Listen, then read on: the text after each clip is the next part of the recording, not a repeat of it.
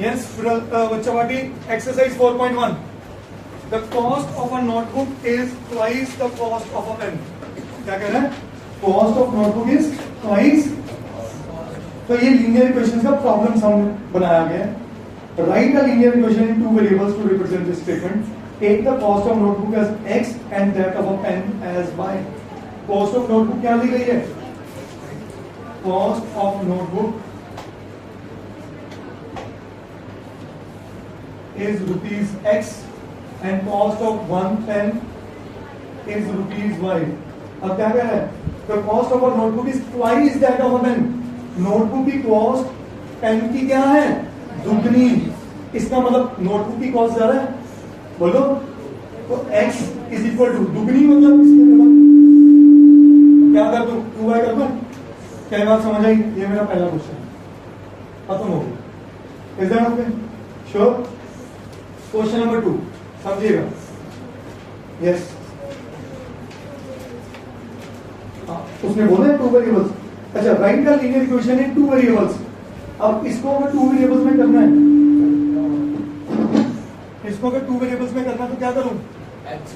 x minus 2y is equal to, क्योंकि c यहाँ पे 0 हो गया, a 1 हो गया, b माइनस 2. अंडरस्टूड.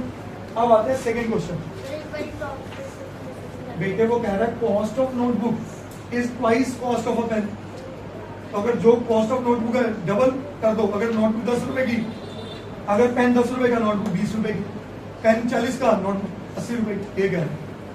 आगे फिर वो कह रहा है express the following in the form of ax plus by plus c is equal to 0 and indicate a b and c. अभी हमने किया ऐसे क्वेश्चन.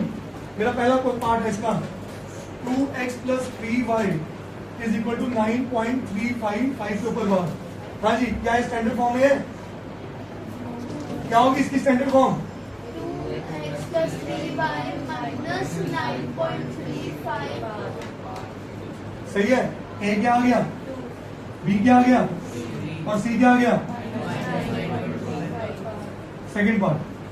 हाँ जी, x minus y upon 5 minus 10 equal to 0. This is important.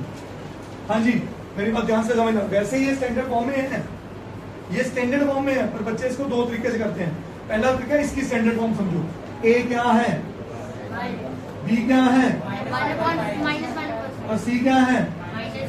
कोई गलत नहीं. अब कुछ बच्चे इस क्वेश्चन को पता कैसे करते हैं? यहाँ ले लेते हैं एलसीएम. क्या ले लेते हैं? एलसीएम लेके नीचे क्या आया? 5 into X minus minus is equal to, और अगले स्टेप में 5 ले जाते हैं उधर. 0 इंटू 5, 0 इंटू 5 5 0. तो ये खत्म हो गया टेक्निकली. तो अब बताओ a क्या है, b क्या है और c क्या है? तो both the answers are correct, but this is more as a better answer, क्योंकि उन्होंने ऑलरेडी इस फॉर्म में दे रखा था. थर्ड पार्ट क्या है? Minus 2x plus 3y is equal to 6. बेटा मैं इसको क्या लिख सकता हूं?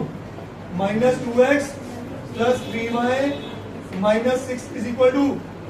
तो बताओ a क्या आया, b क्या आया और c क्या आया? क्या ये बात समझ आई? Fourth part, x is equal to 3y. बोलो x माइनस c तो है नहीं ना रिदमा. तो a क्या आया बेटा, b क्या आया और c क्या आया? बहुत बढ़िया. पांचवा question,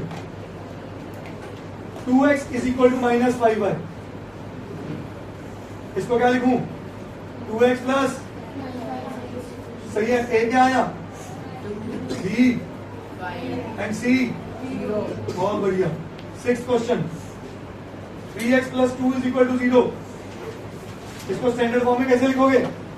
3x plus 0y plus, तो a क्या आ गया, b क्या आ गया और c क्या आ गया? बहुत बढ़िया. Seventh part, y minus 2 is equal to 0. हाँ जी, इसको क्या लिखोगे? बहुत बढ़िया. 0x plus 1y minus 2 is equal to, a क्या आ गया, b क्या आ गया और c क्या आ गया? चलो last part, 8 part.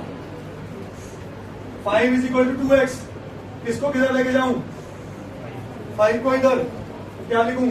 2x minus, तो भाई 2x प्लस 0y। ए क्या आ गया? बी एंड सी। समझ आया? मुश्किल के आसान करिए। Thank you so much.